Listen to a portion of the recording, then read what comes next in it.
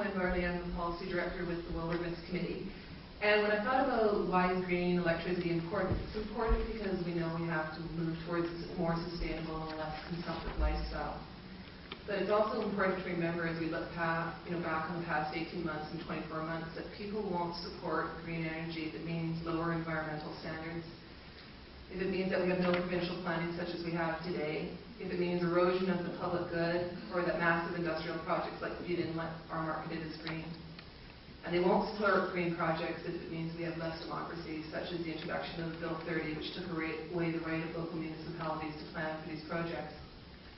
And they also won't support green energy if it means handcuffing our public utility, BC Hydro.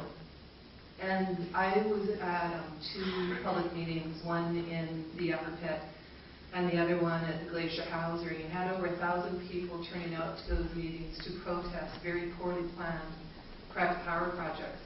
And they weren't there because they were protesting green energy. They were there because they wanted to see green energy done right. And if we don't do this right, we have a tremendous opportunity to use our natural resources in a respectful manner. But if we don't do this right, this is an issue that's not going to go away. It's going to build. And we're going to move from a war in the woods to a war to protect our rivers. And I really hope I just wanted to sort of talk about the situation that we're in today, because sometimes people look at it as if what's happened over the last 24 months with the public uproar over IPPs was by accident. And actually what's happened was by design. It was by design that the provincial government moved ahead with the slow-motion privatization of BC Hydro. And it was also by design that the government decided that we shouldn't have regional or provincial planning for IPPs. And again, it was by design not to look at cumulative impacts of these projects. And also it was very much by design not to have meaningful public engagement. And that was guaranteed when they gutted the environmental assessment process. And it was also by design with this provincial government to lower environmental standards around the province, not only relating to our rivers.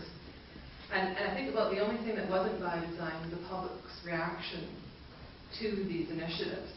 And I think that's what we're seeing today, and that's why we're at this table. And so what I'd say for steps for moving forward is actually reversing all of these things, these government initiatives that were by design.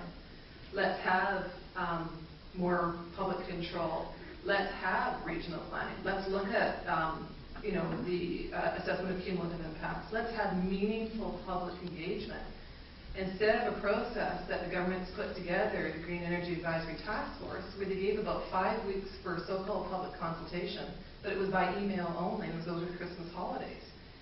And let's have a high environmental standard. And I really truly believe that if you moved in that direction, you'd still have, you wouldn't have unanimous public support of development, but I think you'd have far less strength than you have today.